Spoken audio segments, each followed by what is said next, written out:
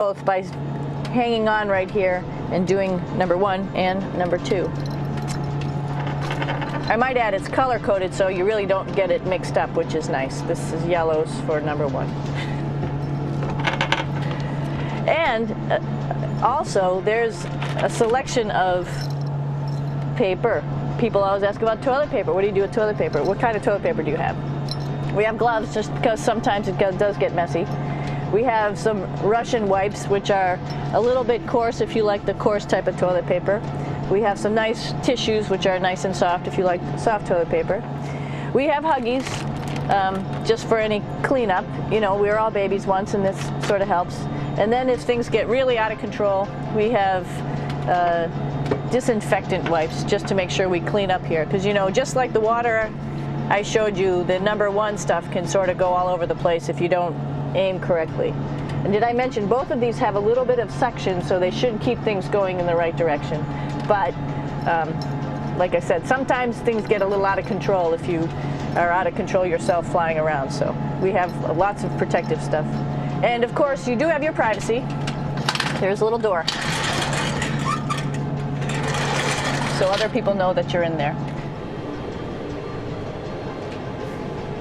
Here's a pretty cool place. This is sort of like in your house where everybody meets in the morning.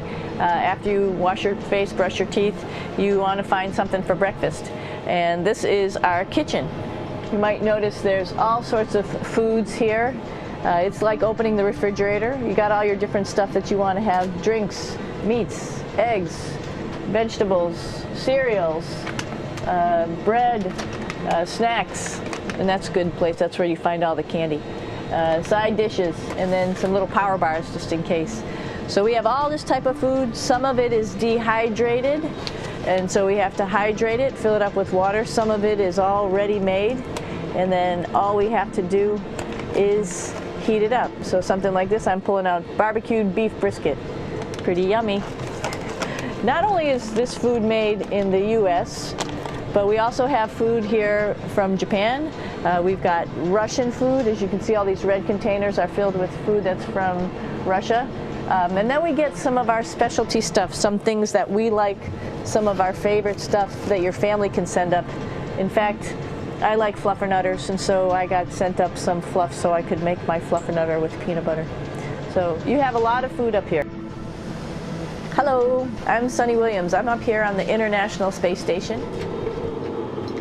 So this is Node 2. This is a really cool module.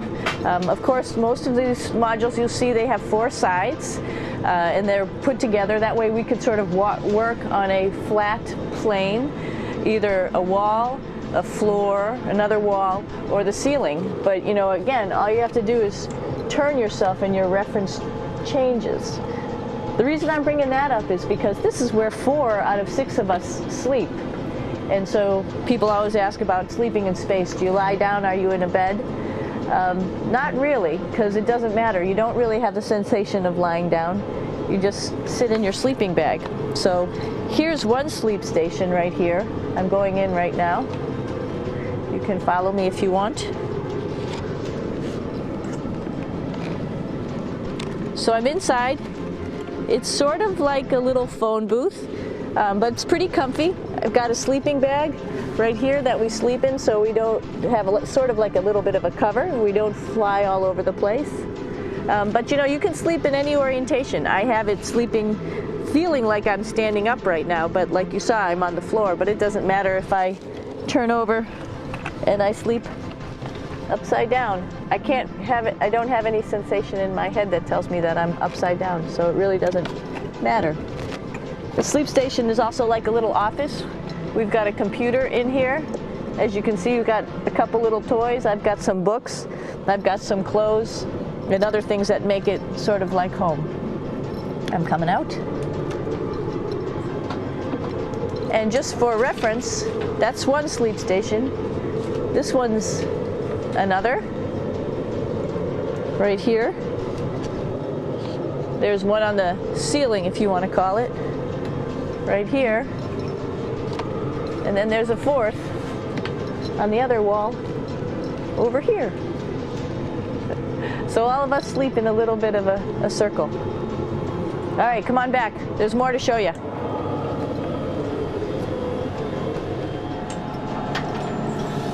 I know that there's some questions about how to use the bathroom and how do you actually live in space like normal, like at home. I mentioned real quickly about getting up in the morning and brushing your teeth and washing your face. Well, how do you do that? Well, here is the bathroom essentially.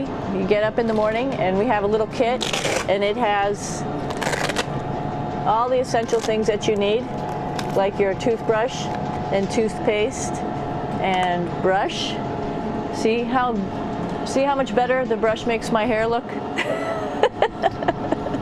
I'm just joking. It still stands up straight. It doesn't matter where you are. It's always going to stand up straight while you're up in space.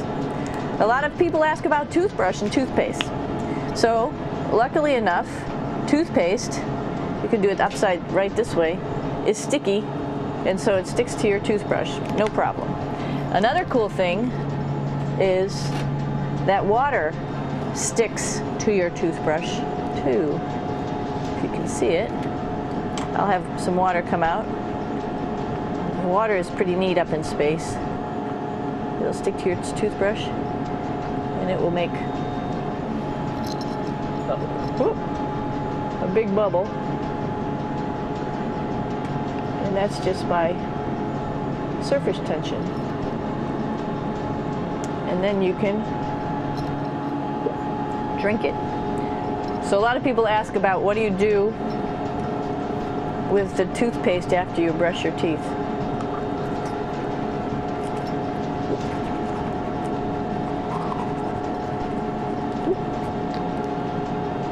Two options.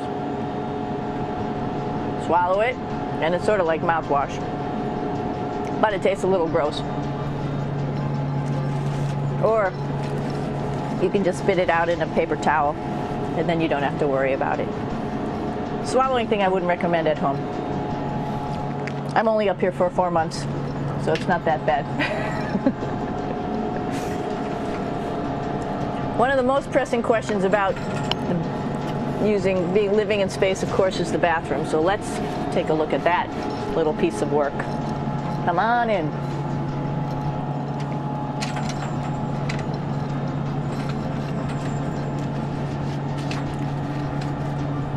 Here we are at the throne. This is awesome. You might see the little, you might have noticed the little moon on the outside. This is our orbital outhouse right here.